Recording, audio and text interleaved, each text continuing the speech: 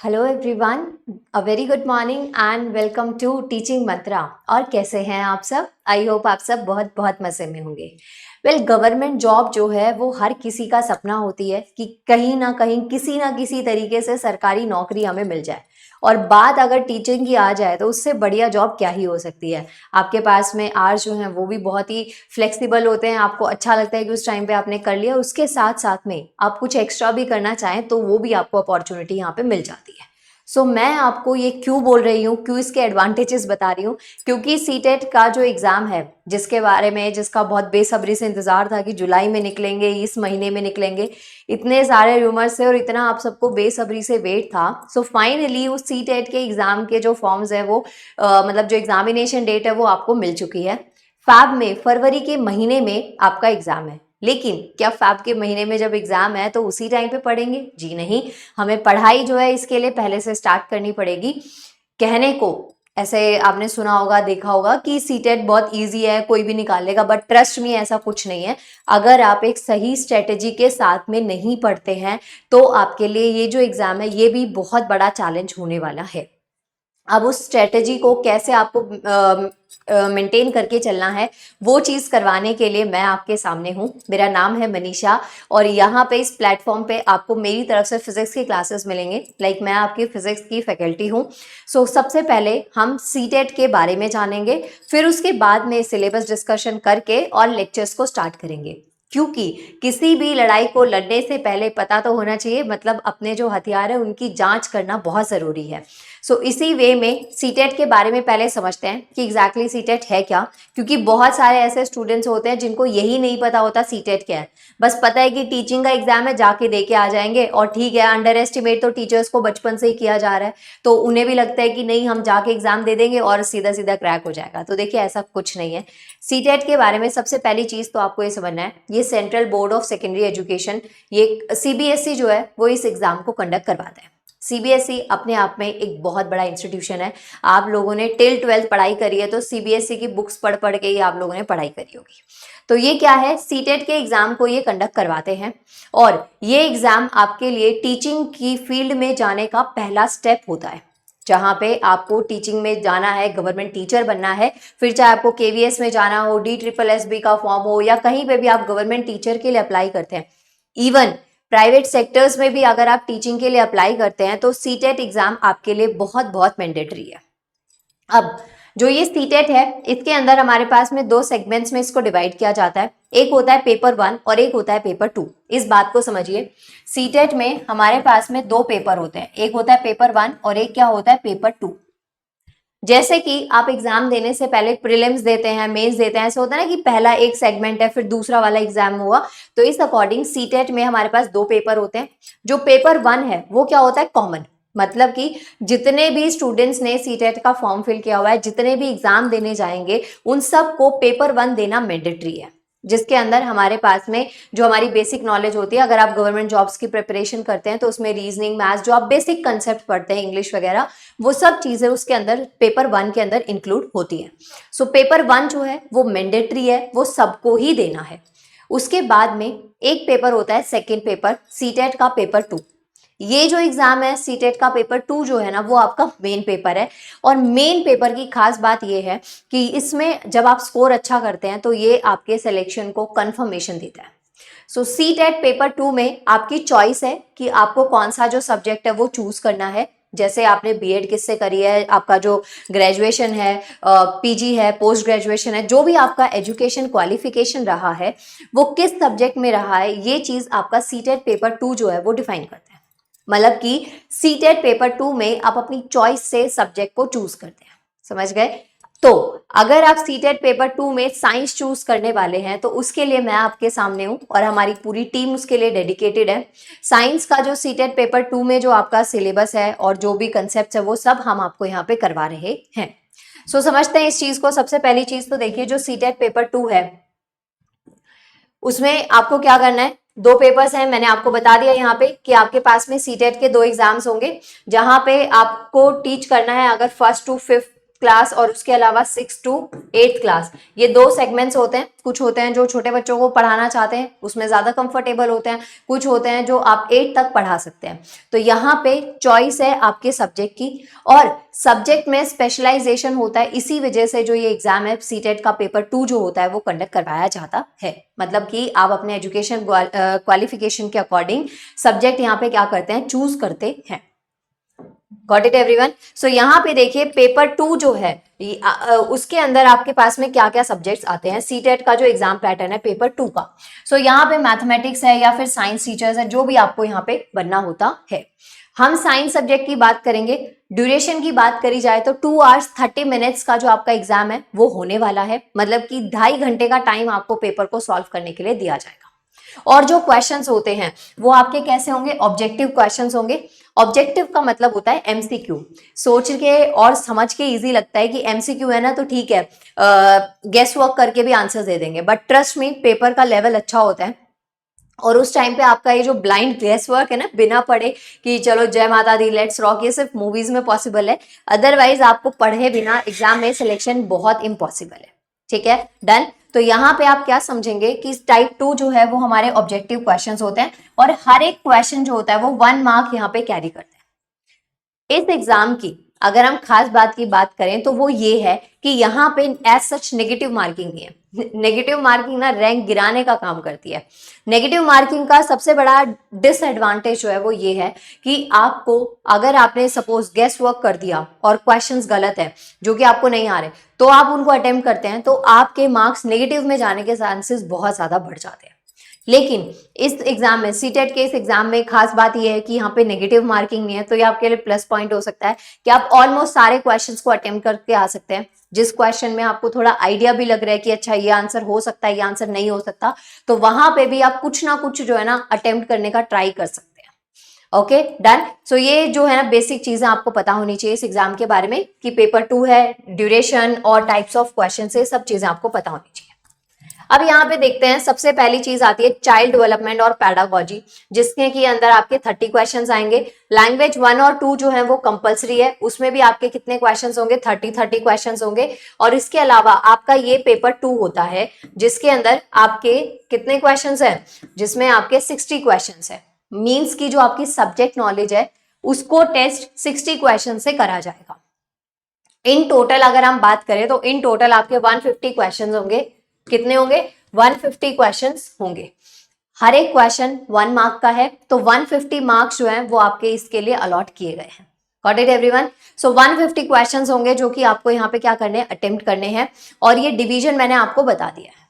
अब इसमें आपका मेन सब्जेक्ट बहुत इंपॉर्टेंट रोल प्ले करता है, क्योंकि आप देखेंगे कि बाकी के जो सब्जेक्ट्स हैं उनकी वेटेज कम है, लेकिन जो आपका मेन सब्जेक्ट है उसके टोटल कितने 60 क्वेश्चंस आपको देखने को मिलेंगे। मींस कि जो आपका सब्जेक्ट स्पेशलाइजेशन है उसके आपको 60 जो क्वेश्चंस है वो देखने को मिलेंगे। डन, इतना आपको यहाँ पे पता होना चाहिए। अब यहाँ पे बात करते हैं पार्ट ए का जो कंटेंट होता है, इसमें क्या क्या चीजें हमारे पास में आएंगी।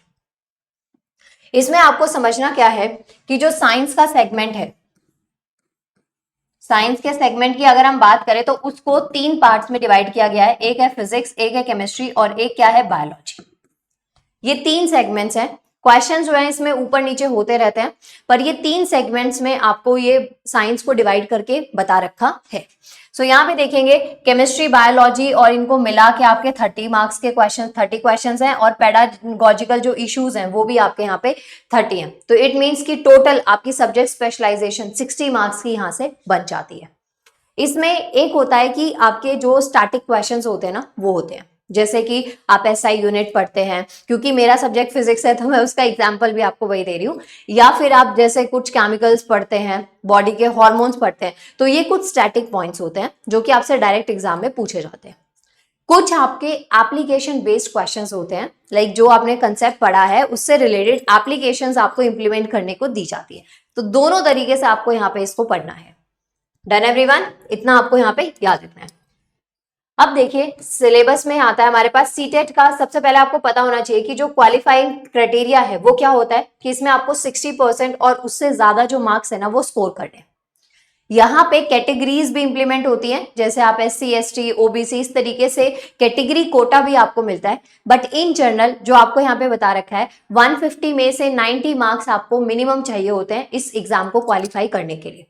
लेकिन अगर जब आप एग्जाम देते हैं, जैसे सीटेट क्वालिफाई हो गया, उसके बाद में जब कहीं के लिए भी आप एग्जाम देते हैं, चाहे तो KVS के लिए दें, चाहे आप DSSB के लिए दें, चाहे तो आप STET के लिए, UP TET, कहीं के लिए भी जब आप एग्जाम देते हैं, तो उसमें ये नहीं है कि आपके 150 में से 90 मार्क्स हैं तो आपको पहले ले लिया जाएगा कि जी हमारा सीटेट क्वालिफाई है।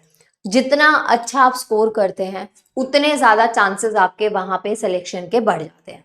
तो आपको इस एग्जाम को अंडर एस्टिमेट नहीं करना है कि 90 मार्क्स ही चाहिए कर लेंगे, जी नहीं, आपको अपनी तरफ से बेस्ट देना है ताकि आपके जो अगर मानिए कहीं पे वैकेंसी कम भी हो तो आपके चांसेस ज्यादा हो वहां पे सेलेक्ट होने के, इसलिए आपको इसमें ज्यादा एफर्ट्स देने की जरूरत है। उसके अलावा ये लाइफ टाइम के लिए वैलिड होता है, एक बार एग्जाम क्वालिफाई करना है आपको। उसके साथ साथ में यहाँ पे 5% का जो रिलैक्सेशन है और बाकी जो गवर्नमेंट के रूल्स हैं वो कैटेगरी वाइज यहाँ पे अप्लाई हो जाते हैं कि आप किस कैटेगरी से बिलोंग करते हैं। और जो अब आप फॉर्म फिल करते हैं तो वहां पे आपको चॉइस आती है कि कहाँ से कैसे आप बिलोंग करें, तो उस अकॉर्डिंग जो है वो आप यहाँ पे चूज कर सकते हैं। तो आपको गवर्नमेंट के रूल्स के अकॉर्डिंग क्या मिलता है, रिलैक्सेशन मिल जाता है। डन, आगे बढ़ते हैं। नेक्स्ट देखिए, अब मैंने आपको बता दिया कि सीटेट जो है गवर्नमेंट टीचर बनने की आपकी इस जर्नी में सबसे पहला स्टेप है। अब यहाँ पे स्लाइड पे आपको इंपॉर्टेंस बता रखे हैं कि और क्या क्या तरीके हैं, मतलब क्यों जरूरी है सीटेट को क्वालिफाई करना। अगर आप सीटेट क्वालिफाई कर लेते हैं तो उसके बाद में कौन कौन सी करियर अपॉर्चुनिटीज आपके पास में क्रिएट हो जाती हैं, ये आपको यहाँ पे समझना है। तो यहाँ पे देखेंगे सबसे पहला आता है कि आप इसके लिए एलिजिबल होते हैं तो KVS है, उसके लिए आप अप्लाई कर सकते हैं। नवोविद्यालय समिति, इसके लिए आप अप्लाई कर सकते हैं। आर्मी पब्लिक स्कूल है, सेंट्रल तिब्बतन स्कूल्स हैं, उसके अलावा स्टेट गवर्नमेंट के स्कूल्स हैं और कुछ प्राइवेट स्कूल्स हैं। तो ये ऑल ओवर द वर्ल्ड जितने भी स्कूल्स हैं जो स्कूल्स मेंशन करते हैं कि सीटेट क्वालिफाई चाहिए ही चाहिए, तो पढ़ाने के लिए आपके लिए सबसे इंपॉर्टेंट चीज है कि आप यहाँ से कहीं पे भी अप्लाई करेंगे तो आपके लिए क्या चाहिए, सीटेट क्वालिफाई होना चाहिए। ओके, सो सीटेट क्वालिफाई होने के बाद में आप इन जगहों पे जाके क्या कर सकते हैं, अप्लाई कर सकते हैं। जैसे जब तक गवर्नमेंट जॉब नहीं मिल जाती, जब तक वैकेंसीज नहीं निकलती, बहुत सारे स्टूडेंट्स ऐसे होते हैं सीटेट क्वालिफाई कर लेते हैं, B.Ed कर लेते हैं, उसके बाद में क्या करते हैं, वो स्कूल्स में प्रैक्टिस करने लग जाते हैं। क्योंकि जिस फील्ड में आपको जाना है प्रैक्टिस होगी तो और ज्यादा आपके चांसेस बढ़ेंगे, एक्सपीरियंस आपका लाइफ में क्या हो जाएगा, ऐड होता जाता है। तो यहाँ पे आप इनको क्वालिफाई करके इन सेक्टर्स में क्या कर सकते हैं, अप्लाई कर सकते हैं। डन है एवरीवन। उसके बाद में आगे भी आपको समझना है, स्लाइड्स खत्म नहीं हुई है। नेक्स्ट देखिए, सीटेट के साइंस सिलेबस की बात करें तो इसको पेपर 2 में पढ़ेंगे आप, और यहाँ पे इसमें एक आएगा फिजिक्स, केमिस्ट्री और बायोलॉजी। ये 3 सेगमेंट्स के अंदर सीटेट के सिलेबस को डिवाइड किया गया है। फिजिक्स है, केमिस्ट्री और बायोलॉजी, ये तीनों ही सेगमेंट्स आपको यहाँ पे पढ़ने हैं। इसके साथ साथ में पेडागोजिकल इश्यूज भी आते हैं साइंस टीचिंग के, तो वो आपको यहाँ पे समझने हैं। इन सब को चाहे तो हम सिलेबस की बात कर लें, जो स्टैटिक पोर्शन है उसकी बात कर लें, चाहे हम यहाँ पे पेडागोजिकल सब्जेक्ट की बात करें, वो सब चीजें आपको हमारे इस प्लेटफॉर्म पे मिलेंगी। और इन रिटर्न हम आपसे क्या मांग रहे हैं, सिर्फ आप लोगों का सपोर्ट, कि जितना मैक्स टू मैक्स हो सकता है क्लासेस को शेयर करिए। अभी हम हमारे इनिशियल फेज में हैं और सच में अगर आप सबका सपोर्ट रहा तो हम बहुत अच्छा करेंगे, और हम चाहते हैं कि आप लोग उसको क्या करें, हमें सपोर्ट करें। डन।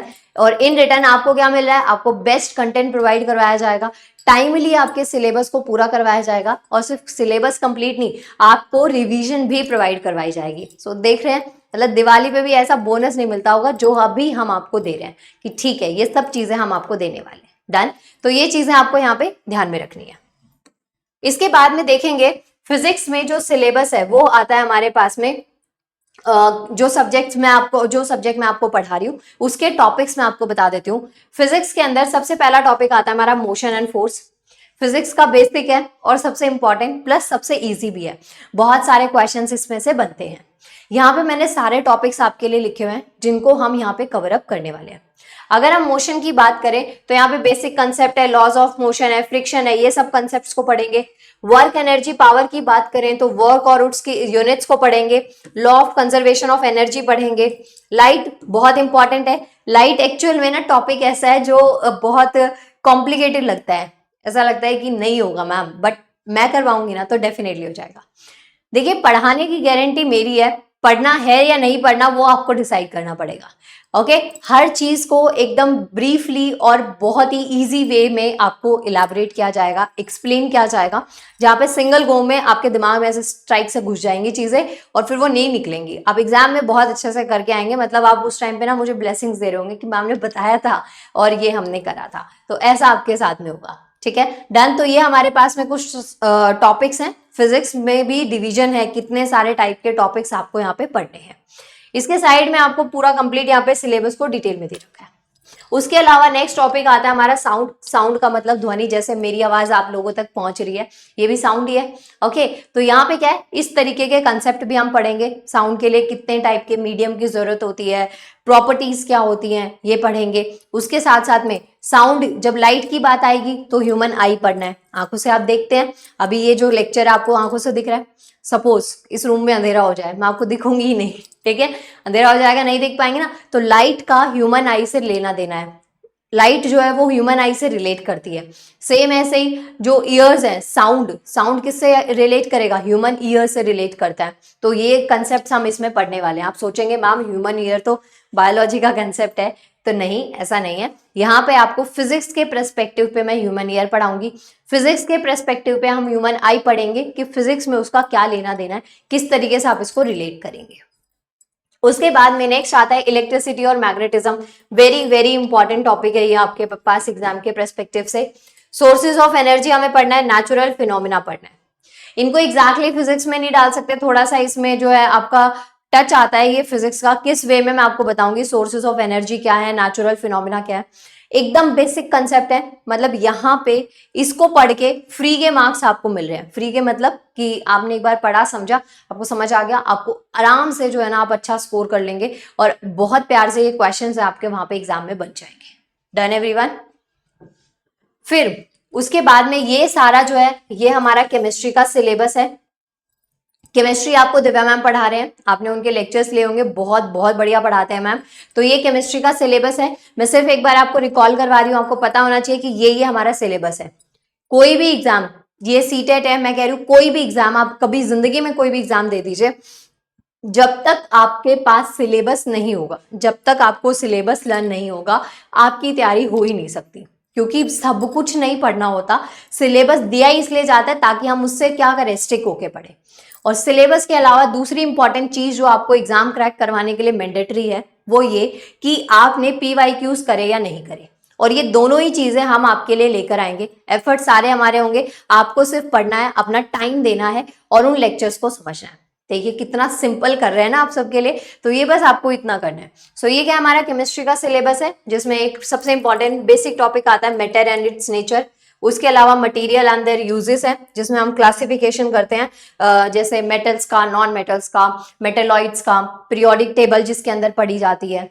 उसके साथ में फिजिकल और केमिकल चेंजेस होते हैं और एटम्स और मॉलिक्यूल्स हैं, वाटर, एयर, सॉइल। उसके अलावा कुछ नेचुरल रिसोर्सेज हैं और एनवायरमेंट है, जहां पे हम 3 आवर्स पढ़ते हैं और जहां पे हम कंजर्वेशन की बात कर रहे होते हैं। तो ये सब कंसेप्ट हमारे केमिस्ट्री के आते हैं। केमिस्ट्री के बाद में तीसरा डिवीजन जो है साइंस में, वो आता है बायोलॉजी का। बायोलॉजी में आप देखेंगे, बायोलॉजी सिलेबस के अंदर पहली यूनिट आती है वर्ल्ड ऑफ लिविंग है, दूसरा रिप्रोडक्शन और हेरिडिटी है। डन। उसके अलावा लाइफ प्रोसेस है, इंपॉर्टेंट है, और माइक्रो ऑर्गेनिजम्स है, इन्वायरमेंट और इकोलॉजी है, हेल्थ और हाइजीन है। ये कंसेप्ट्स आपको यहाँ पे बायोलॉजी में पढ़ने हैं। इन सब सिलेबस के पार्ट में जो भी कॉन्सेप्ट्स आपको दे रखे हैं, जो भी टॉपिक्स दे रखे हैं, उनमें कौन कौन से सब टॉपिक्स को आपको कवर अप करना है, ये हम आपको बताएंगे। क्योंकि मैंने कहा ना, आपको सब कुछ नहीं पढ़ना, आपको सिलेबस से स्टिक होकर पढ़ना है।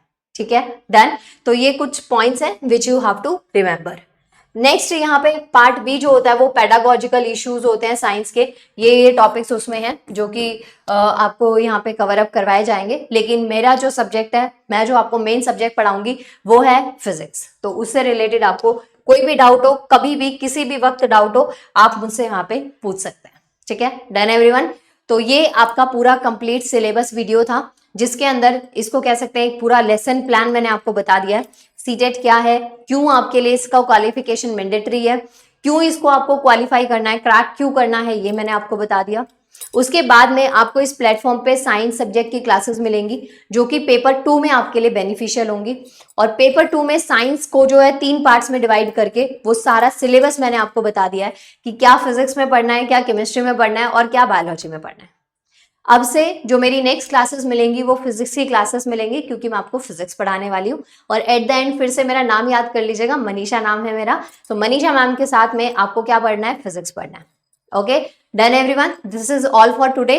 मिलते हैं नेक्स्ट लेक्चर में। Thank you so much. और प्लीज याद रखना है जो मैंने आपको कहा है कि आपको सपोर्ट करना है कैसे, क्लास को शेयर करके जितना मैक्स टू मैक्स आप कर सकते हैं। डन एवरीवन, सो बाय।